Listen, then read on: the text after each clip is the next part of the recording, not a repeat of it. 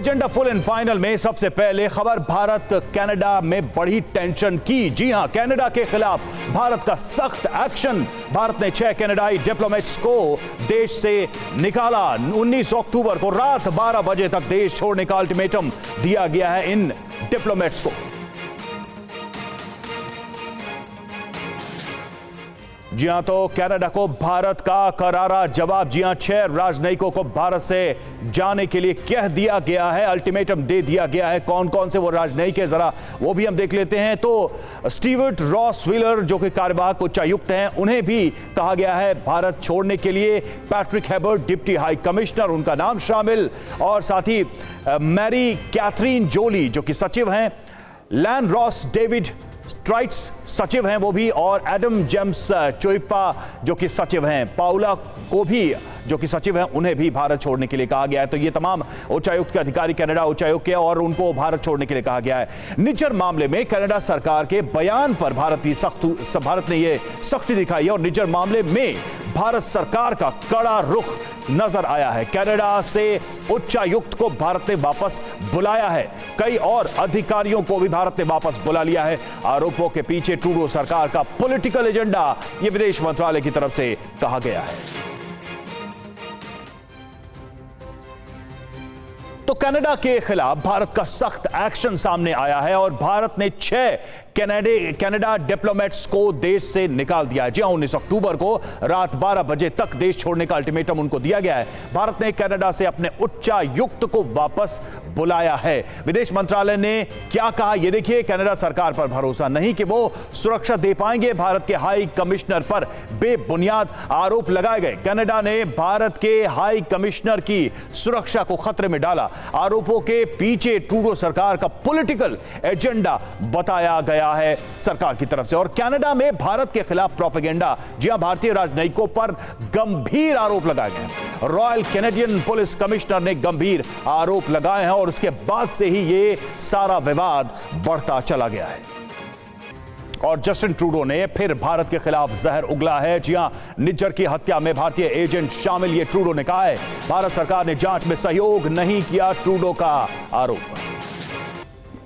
अब आइए पूरे विवाद पर नजर डालते हैं। 18 जून 2023 वो तारीख, हरदीप सिंह निज्जर की गोली मारकर हत्या हो जाती है, और 18 सितंबर 2023 ट्रूडो ने निज्जर की मौत के पीछे भारतीय एजेंट्स का हाथ बताया था। भारत ने कनाडा सरकार के आरोपों को खारिज कर दिया था। 19 सितंबर 2023 भारत ने कनाडा के एक सीनियर डिप्लोमेट को निकाला, और 20 सितंबर 2023 कनाडा में रहने वाले लोगों के लिए एडवाइजरी जारी की गई। भारत विरोधी कार्यों को देखते हुए सतर्क रहने को कहा गया है। 21 सितंबर 2023 की बात करें तो भारत ने कनाडा के लोगों के लिए वीजा सेवाएं सस्पेंड कर दी थी। वहीं 23 सितंबर 2023 को पीएम ट्रूडो ने कहा भारत से सबूत शेयर किए गए। 13 अक्टूबर 2024 की बात करें, कनाडा ने भारत को एक चिट्ठी भेजी। हाई कमिश्नर संजय वर्मा अधिकारियों को एक मामले में संदिग्ध बताया। 14 अक्टूबर 2023 भारत ने हाई कमिश्नर और डिप्लोमेट्स को भारत बुलाने का फैसला किया है। 14 अक्टूबर 2024 की बात करें, भारत ने कनाडा के 6 राजनयिकों को 19 अक्टूबर तक वापस कनाडा लौटने का आदेश दिया है।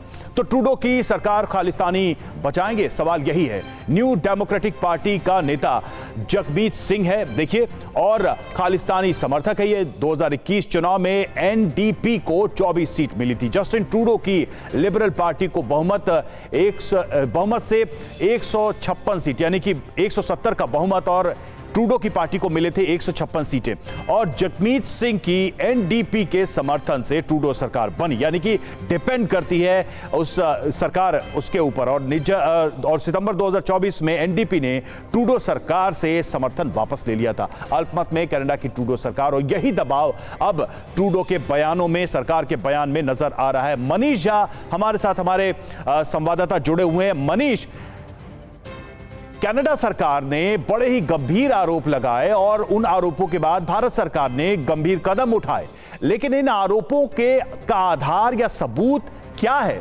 कनाडा की सरकार, ट्रूडो कहते हैं सबूत दिए, भारत सरकार कहती है कि वो सबूत पर्याप्त है ही नहीं, इस तरह के आरोप लगाकर भारतीय अधिकारियों और भारतीयों की सुरक्षा के साथ खिलवाड़ करने के।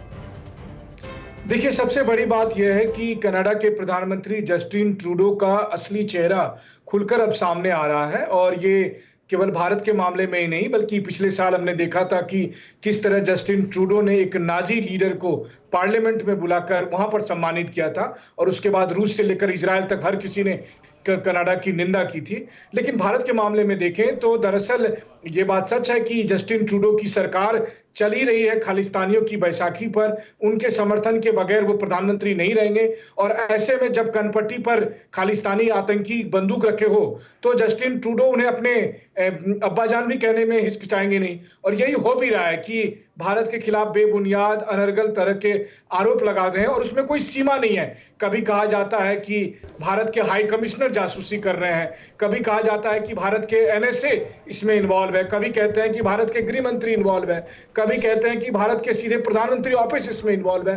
तो जस्टिन ट्रूडो दरअसल अनर्गल आरोप लगा रहे हैं और इसके पक्ष में उनके पास कोई सबूत भी नहीं है। भारत ने कई बार कहा कि आप सबूत पेश करके दिखाएं और ये वो किसके लिए कर रहे हैं? ये वो कर रहे हैं खालिस्तानी आतंकियों को बचाने के लिए। वो उनके समर्थन में कर रहे हैं जिसमें भारत में प्रतिबंधित संगठन है खालिस्तान मूवमेंट के नेता और उन आतंकियों के समर्थन में उनके पक्ष में जस्टिन ट्रूडो ने भारत और कनाडा के बीच में एक ऐसी डिप्लोमेटिक जंग शुरू कर दी है जो शायद अगले कई दशकों तक पटरी पर ना आ पाए। जी बिल्कुल, बहुत ही गंभीर कूटनीतिक समस्या भारत और कनाडा के बीच ये हो गई है और इसकी जड़ में खालिस्तानी है। शुक्रिया आपका मनीष, हमसे जुड़ने के लिए।